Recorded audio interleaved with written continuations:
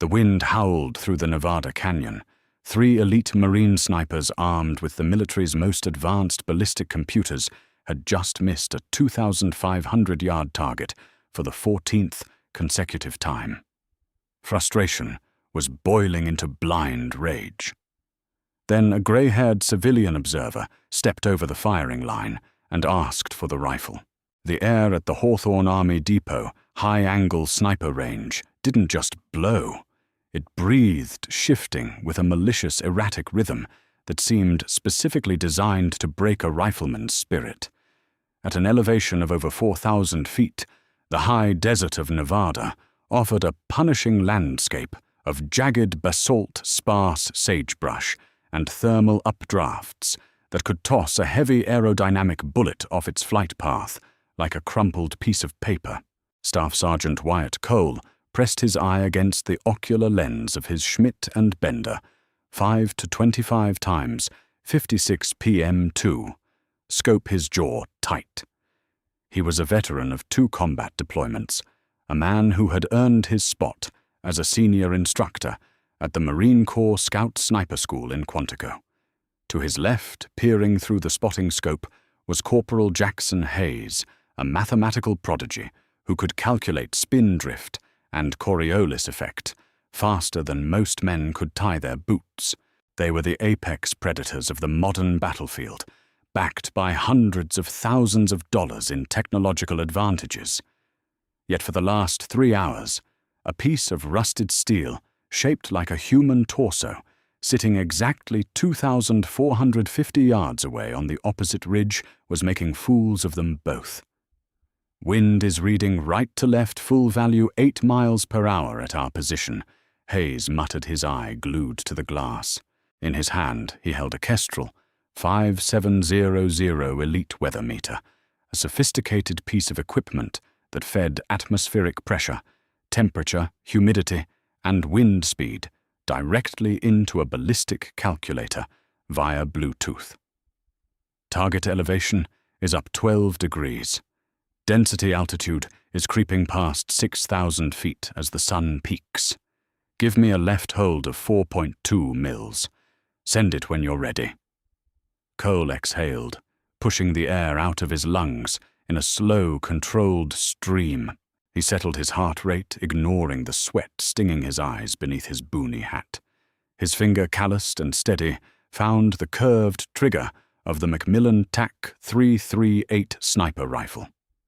The weapon was a masterpiece of modern engineering, chambered in the devastating .338 Lapua Magnum, capable of delivering a 300-grain bullet with lethal precision well beyond a mile. But out here, past 2,000 yards, science began to bleed into dark magic. Cole applied steady rearward pressure. The rifle roared a concussive shockwave, kicking up a violent cloud of fine alkaline dust around their mat. The heavy recoil pushed into Cole's shoulder, but he rode it perfectly, keeping his eye in the scope to follow the trace, the visible distortion in the air created by the bullet's supersonic wake. For 3.4 seconds, the projectile flew across the chasm. Splash Hayes called out, his voice clipping with disbelief. Miss. Low and right. Almost a full mil off the plate, Wyatt. What the hell happened? The computer said, I don't care what the computer said. Jackson Cole snapped, finally breaking his firing position and racking the bolt to eject the smoking brass casing. It pinged sharply against the rocks. The bullet went exactly where the barrel was pointed. The atmospheric data is wrong. The data isn't wrong, Hayes argued, tapping the screen of his tablet. The Kestrel is calibrated. The applied ballistics software is locked in with our exact muzzle velocity. It's physically impossible for the round to drop that much unless the wind suddenly shifted at the 1,000-yard mark.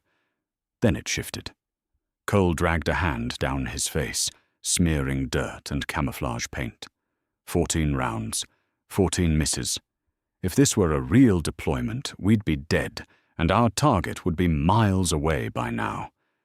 They weren't the only ones failing. Down the firing line, two other two-man teams of Force Recon Marines were experiencing the exact same humiliation. The atmosphere on the ridge was thick with mounting embarrassment.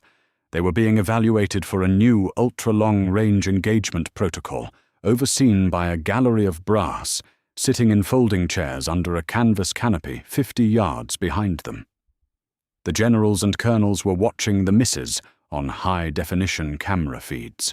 Millions of dollars in funding for a new sniper program were hanging in the balance, resting on the premise that technology had finally conquered extreme distance. Nature, it seemed, vehemently disagreed. Cole looked out over the canyon.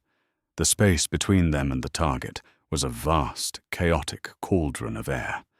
The terrain dropped off sharply into a ravine before rising again toward the target ridge.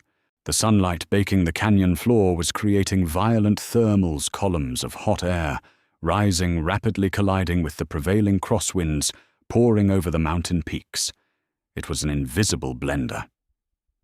"Let's rerun the numbers," Hayes said, his voice losing its confident edge.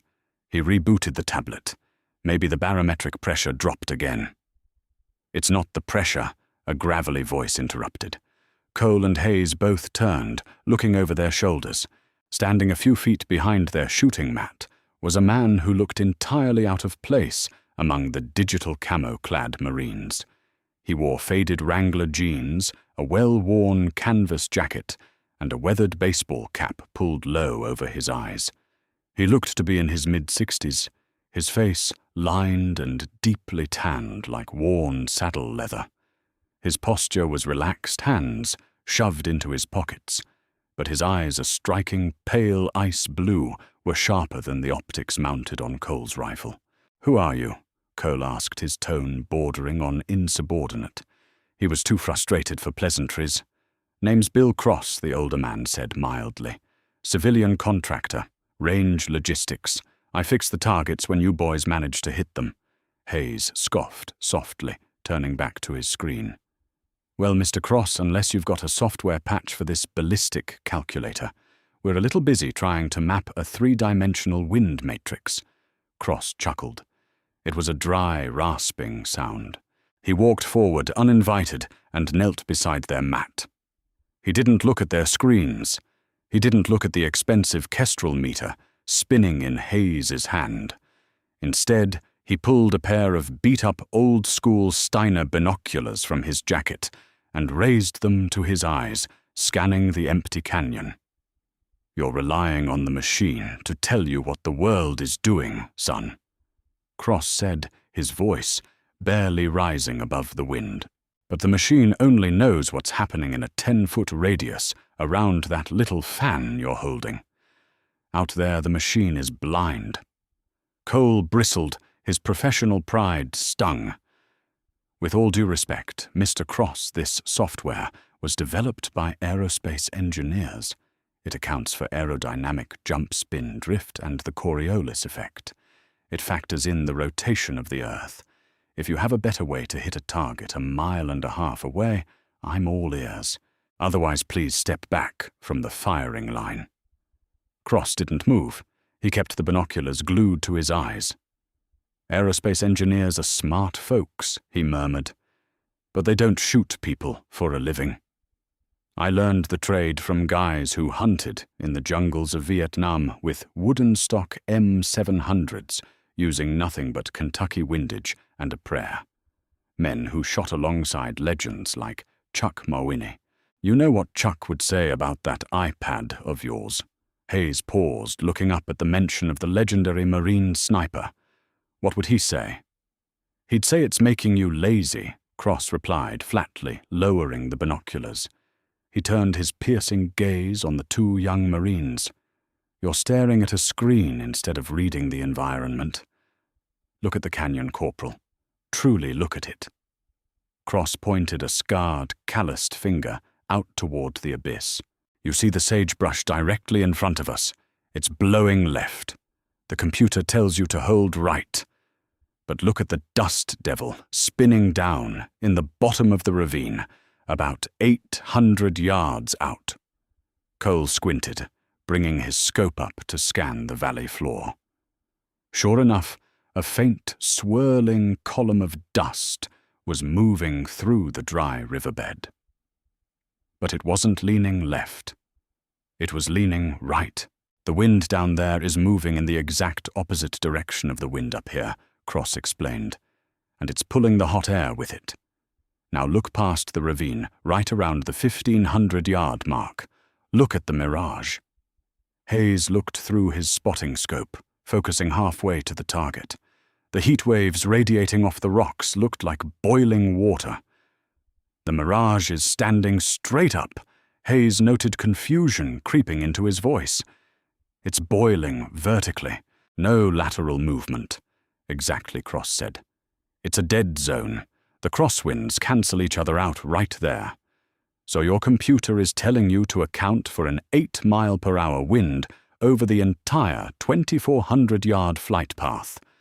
But for almost half a mile of that journey, your bullet is flying through stagnant dead air. You're overcompensating. That's why you're splashing wide. Cole stared at the old man, his mind racing. It made terrifying logical sense. The computer assumed a uniform wind vector, or at best a linear gradient. It couldn't see the chaotic localized pockets of reverse wind and dead air trapped within the canyon's topography. And the elevation drop, Cole asked, his tone shifting from defensive to genuinely curious. Why are we splashing low? The atmospheric density is dialed in perfectly. Updrafts, Cross said simply. He pointed toward the cliff face supporting the target. The wind is hitting that sheer wall and rolling violently upward. But you're shooting from a shaded ridge into a sun-baked rock face. As your bullet crosses the 2,000-yard line, it hits a massive thermal downdraft caused by the temperature differential between the shadow and the sun. It's physically pushing your bullet down into the dirt right before it reaches the plate. Hayes looked at his tablet, shaking his head. There's no way to input that into the software. You can't quantify a thermal downdraft over a specific 100-yard stretch. No. Cross smiled a wolfish grin that reached his eyes. You can't. Which is why you have to feel it. Cross extended his hand. Let me see the rifle. Cole hesitated. Handing a loaded $500,000 weapon system to a civilian observer during a high-stakes military evaluation was a severe breach of protocol. If the brass behind them noticed, Cole could lose his stripes. But he looked out at the canyon, then back at his own hands, frustrated by his own impotence. Slowly he slid backward off the mat, offering the Macmillan to the old man. Cross settled onto the shooting mat with a fluid grace that betrayed decades of muscle memory. He didn't adjust the bipod. He didn't touch the rear sandbag. He simply melded his body to the earth, his breathing instantly shifting into a deep, rhythmic cadence. He didn't ask Hayes for a wind call. He didn't look at the kestrel. Instead, Cross reached up to the Schmidt and Bender scope. He grabbed the windage turret and dialed it back. Click, click, click, click. He stripped away half the wind compensation the computer had recommended. Then he grabbed the elevation turret. Click, click. He added a 1/2 mil of elevation, blatantly defying the density altitude reading. What are you holding?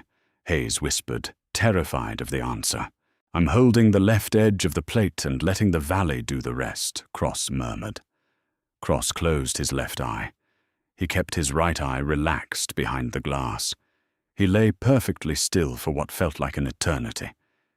He was waiting. Not for a number on a screen, but for a feeling. He watched the mirage boil. He watched a single dry leaf flutter off a sagebrush.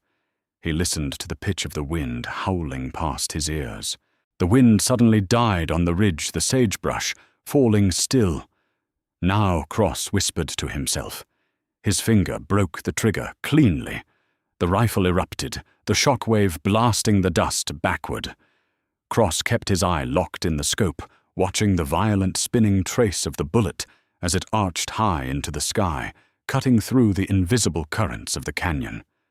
1 second, 2 seconds, 3 seconds.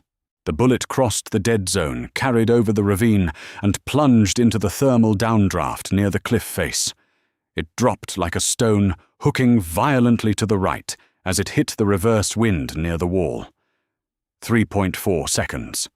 A sharp, distinct clang echoed back across the canyon, a beautiful metallic ring of impact. Hayes gasped, pulling away from the spotting scope. "Center punch," he whispered, his face pale. "Dead center." At 2,450 yards, without the computer, Cross slowly opened the bolt, extracting the empty brass casing.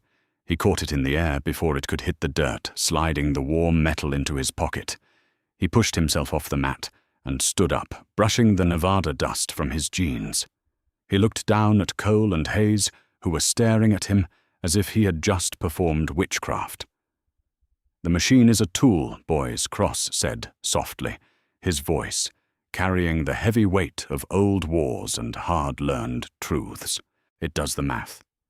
But out here where the math falls apart, that's where the sniper takes over.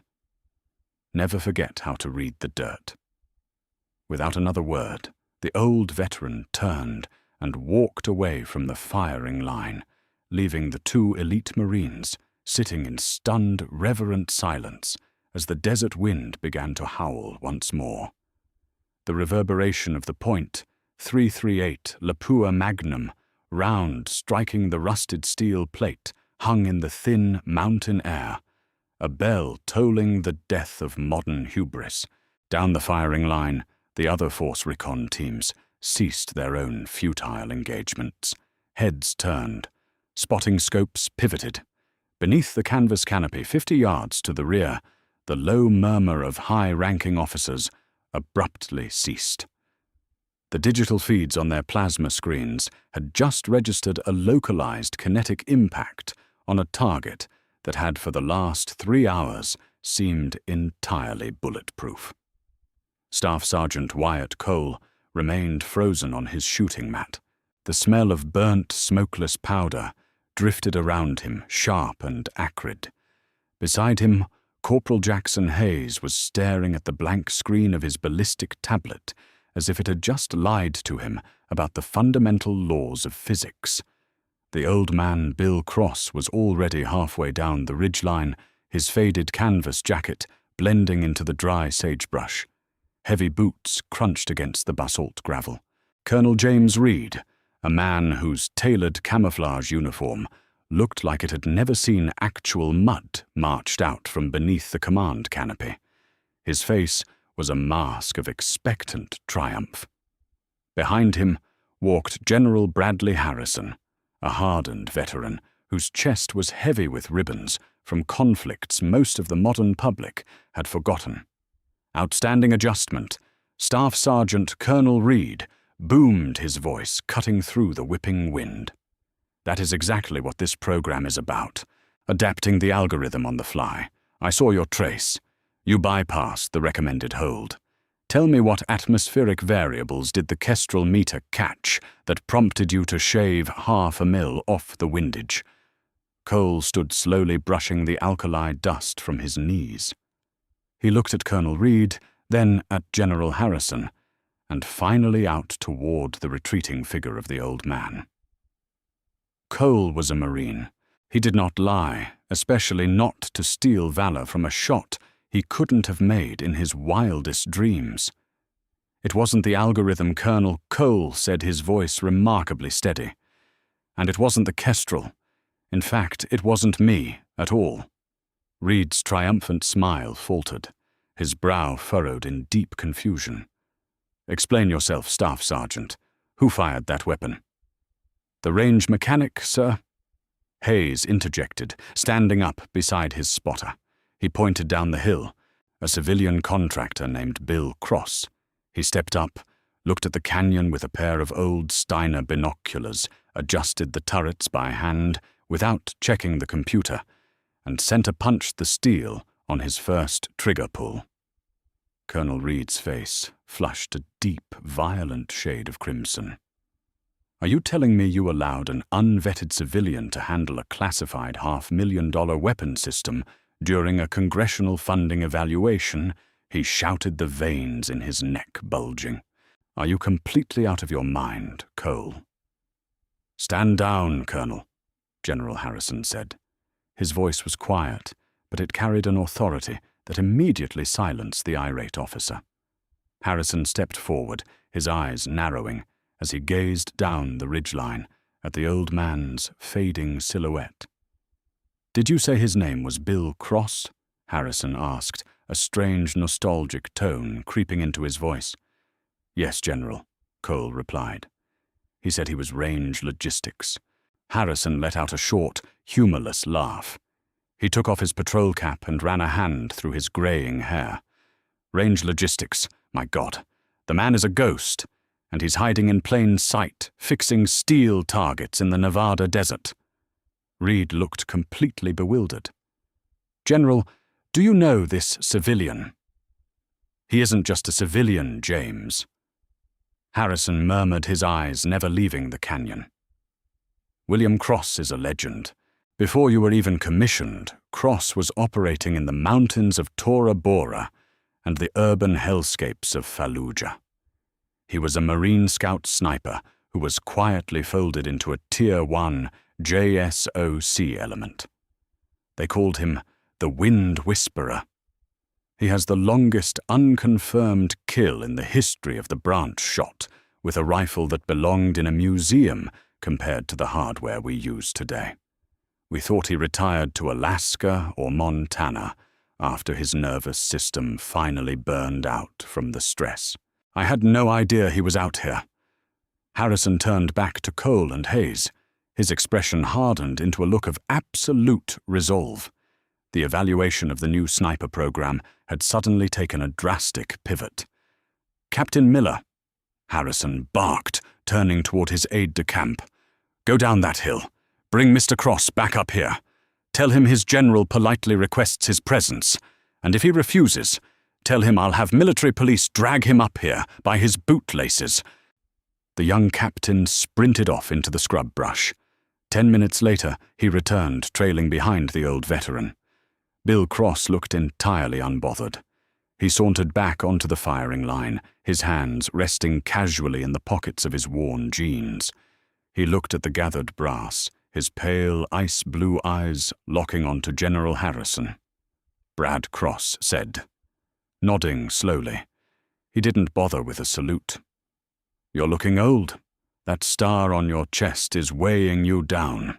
You're not looking so young yourself, Bill, Harrison replied, a faint smile touching his lips. Though apparently your eyesight hasn't degraded a single bit. That was an impossible shot you just made. Nothing is impossible, Cross rasped. Just misunderstood. Your boys here are relying on microchips to tell them how the world breathes. The world doesn't breathe in binary code, Brad. It breathes in chaos. You're teaching them to shoot in a vacuum. Out here, nature always gets a vote. Colonel Reed stepped forward, deeply offended by the civilian's tone. This technology is the future of warfare, Mr. Cross. The applied ballistics software eliminates human error.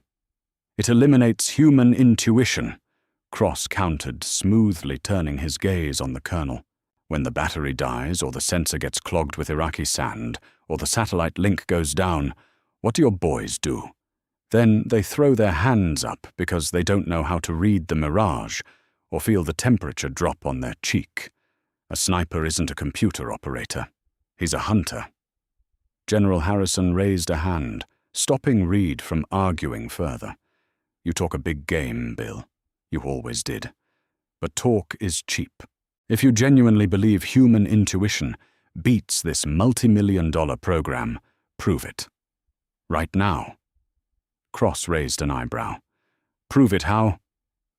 A side-by-side, Harrison said, gesturing to the expanse of the canyon. We have a pop-up target array hidden throughout this valley, ranging from 1,500 yards to 2,800 yards. Unknown distances, variable elevations. The targets only stay up for 8 seconds. I want you to run the course." Harrison pointed to another team of elite Marines further down the line. "They will use the ballistic computers, the Kestrel meters, and the laser rangefinders. You will use nothing but your eyes and your rifle." Cross looked at the vast, sun-baked expanse of rock and thermals. A slow, dangerous smile crept across his weathered face. "I'll do it," he said softly. "But on one condition." He turned and pointed a scarred finger directly at Staff Sergeant Wyatt Cole. "He spots for me. I'm not doing this for a dog and pony show to entertain you, Brad. I'm doing this to teach this boy how to actually see." The atmosphere on the high-angle range shifted from clinical observation to electric tension. The remaining Force Recon teams backed away from the firing line, creating a wide berth for the sudden impromptu showdown. Under the command canopy, technicians scrambled to boot up the automated target system, their fingers flying across encrypted laptops to randomize the pop-up sequence. Bill Cross lay prone on the shooting mat. The Macmillan TC-338 felt massive beneath him, a heavy, brutal instrument of war. Beside him, Wyatt Cole settled in behind the powerful spotting scope. Cole felt a strange knot of nervous energy in his stomach.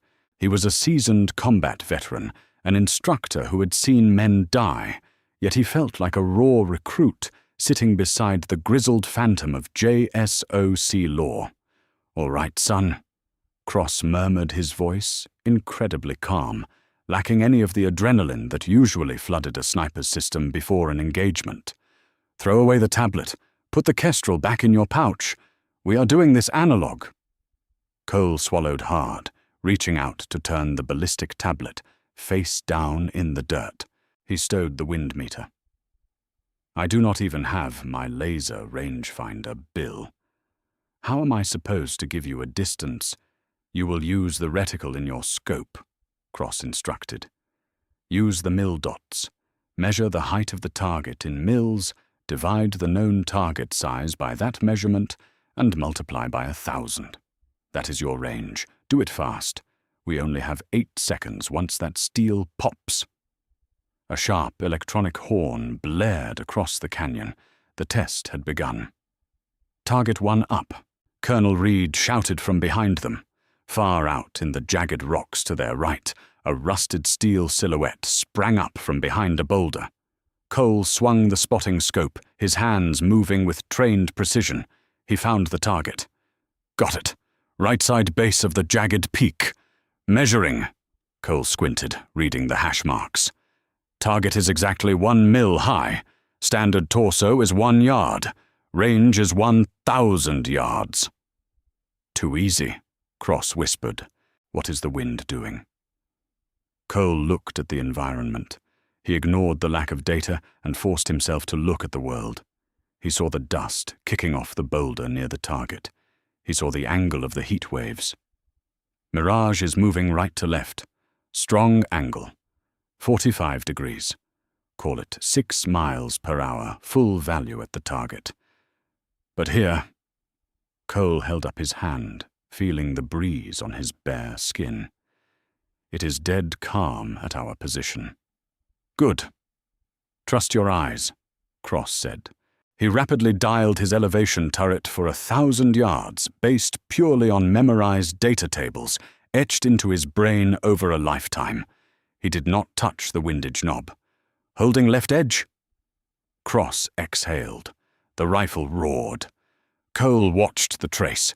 The bullet flew flat and fast, arcing slightly to the left as it caught the distant crosswind. Clang! "Center punch!" Cole called out a surge of pure adrenaline hitting his bloodstream. Down the line, the other Marine team fired a split second later. They hit too, but they had spent precious seconds waiting for the computer to process the atmospheric input. "Target 2, up." A second steel plate popped up deep in the shadowy ravine. Cole pivoted. "Left side, deep in the bowl. Measuring, 0.6 mils.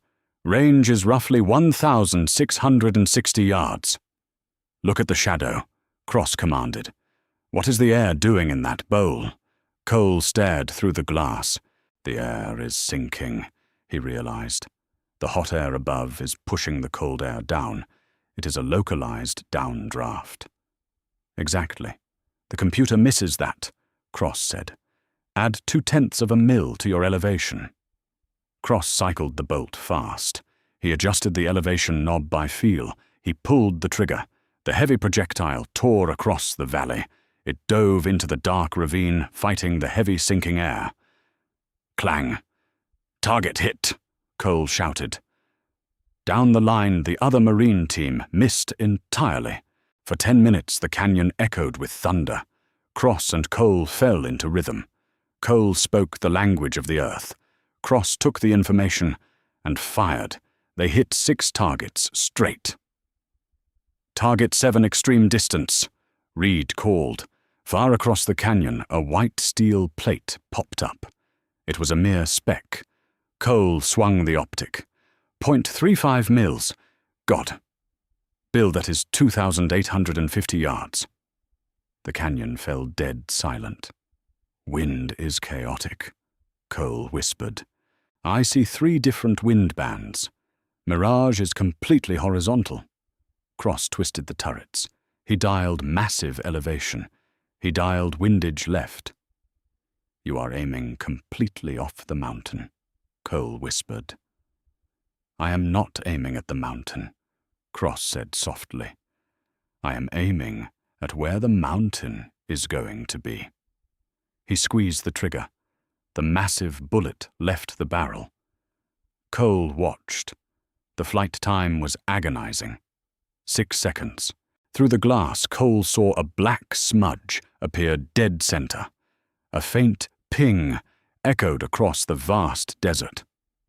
General Harrison stood in absolute silence. Bill Cross picked up his jacket. The machine will tell you how to shoot, he said. Only the world can tell you how to hit. Without looking back, the legendary old sniper walked quietly away, disappearing into the dusty pages of military history. If you loved this deep dive into the art of the impossible shot, don't leave just yet. Hit that subscribe button, smash the like, and ring the notification bell, so you never miss the rest of this gripping, true-to-life military drama. Share this video with your friends. Drop a comment below on what you think happens next with Cross and the snipers, and join our community to support more incredible stories of veterans and unseen heroes. See you in the next one.